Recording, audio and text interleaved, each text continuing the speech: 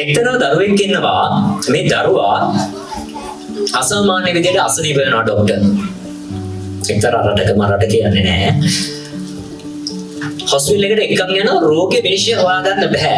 රෝගේ මොකක්ද කියලා හොයාගන්න බෑ. පරීක්ෂණ රාශියක් කරනවා. ඒ වගේම සමහර ડોක්ටර් වගේ ડોක්ටර් කෙනෙක් එනවා. ඇවිල්ලා එයාගේ වෙනස්ම විදිහේ පරීක්ෂණයක් කරනවා.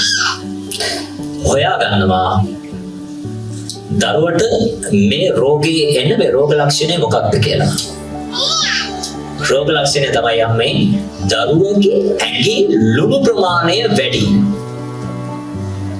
සාමාන්‍ය මිනිස්සෙගේ ඇඟේ ලුණු හැදෙන්නේ නැහැ. මම හරිනේ ડોක්ටර්. බයෙන් කතා කරන්න ඉන්නේ අද. හරි. ලුණු ප්‍රමාණය වැඩි. සාමාන්‍ය මිනිස්සෙගේ ලුණු හැදෙනවා නම් ලුණු වලට මේ තරම් ප්‍රශ්න ඉන්නේ නැහැ. හරි. රිපෝට්ස් ගන්නවා හැම එකේම වැඩි. දරුවා දැන් සති 2-3ක් තිස්සේ මේ රෝහලේ ඇඩ්මිට් වෙලා ඉන්නවා. පරීක්ෂණ කරනවා. මේ රිපෝට් එක අරගෙන පහවදා රිපෝට් එක ගන්නකොට අර තියෙන ලුණු ප්‍රමාණයට වඩා වැඩි.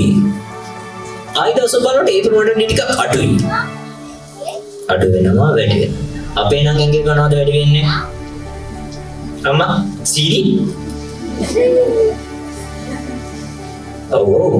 සීනි කොලෙස්ටරෝල් ඕවනේ වැඩි වෙන්නේ නේ වැඩි වෙනවා.